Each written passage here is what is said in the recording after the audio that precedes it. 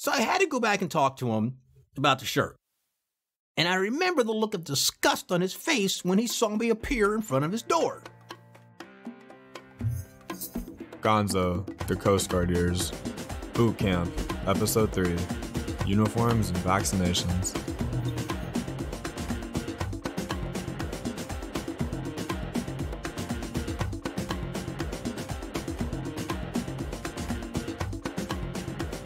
So now we've gotten our heads shaved, and we all look like prisoners in some dystopian type movie.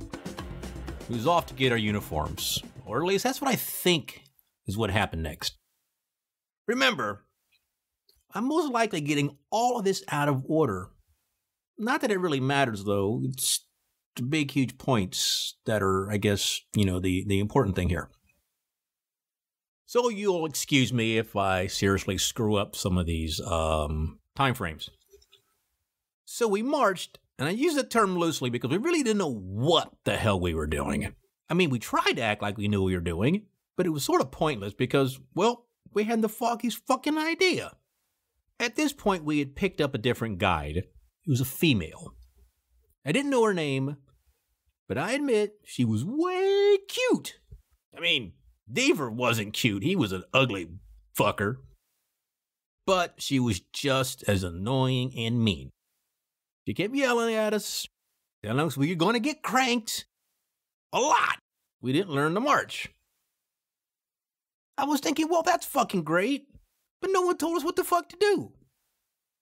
So it was really sort of pointless to tell us we sucked, because I think we already knew that.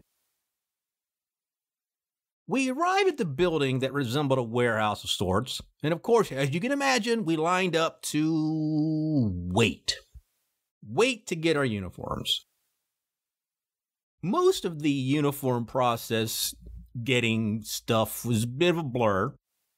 I remember being handed a bunch of clothes and told to go to some long-ass table, sort through the crap, and make sure they all fit. Now, I was a pretty skinny dude when I was in boot camp. And because of my height, I was about 6 foot. Not about, I was 6 foot at the ripe old age of 18.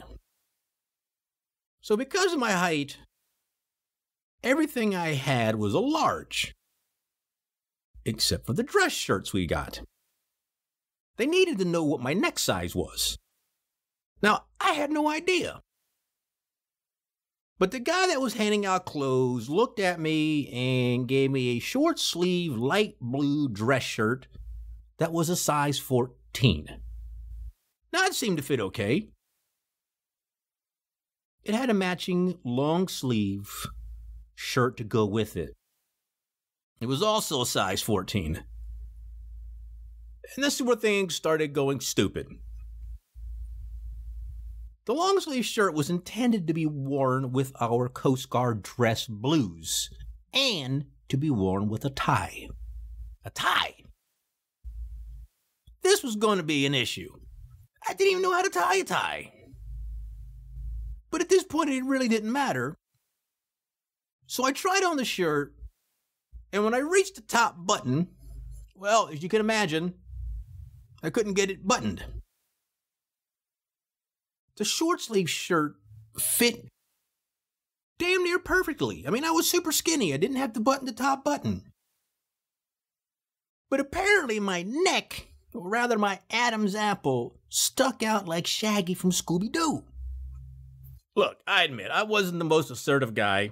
And the last thing I was interested in doing was going back and talk to this knucklehead about getting a change in uniform. I mean, he was a bit of an ass. I don't think it was because he was trying to harass us or anything. I just think he was an asshole in general. So I had to go back and talk to him about the shirt. And I remember the look of disgust on his face when he saw me appear in front of his door. The smug look on his face was just enough that I wanted to kick him right in the stomach. But he was sitting behind one of those half doors in a big-ass closet with a ton of uniforms.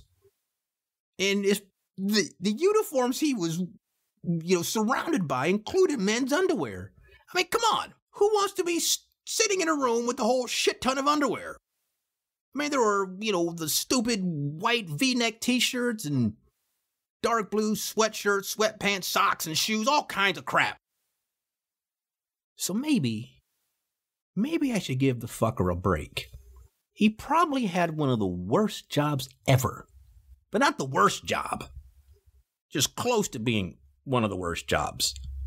I still think the worst job is the pee-pee watcher job. I mean, come on, the pee-pee watcher. Anyway, if you missed episode 2, you have no idea what I'm talking about. Let's go back and listen to it. So along with the shit ton of clothes they gave us, shoes and boots, they also give us a green sea bag. Now this is a giant green condom-looking thing. You were expected to shove all of your stuff in it, and you pretty much carried everything you owned for the next 6 weeks in it. I have no idea what brainiac came up with this idea. First, there was zero chance you can put anything in there without it coming out completely wrinkled. And if you were in Coast Guard boot camp or any time in the Coast Guard, you knew your shit could not be wrinkled. That was a death sentence. Secondly, even if you had to put on something that was in there and it didn't come out wrinkled, well, first of all, you couldn't find the fucking thing. It was next to impossible. I mean, there was an order of how you're supposed to put stuff in there. But that never fucking worked. Also, during the first week of boot camp, you spend a lot of time doing administrative work, filling out forms and putting your name on a ton of stuff. You also spend time getting medical and dental screenings. And also, as part of like the medical screening stuff, you get a ton of shots.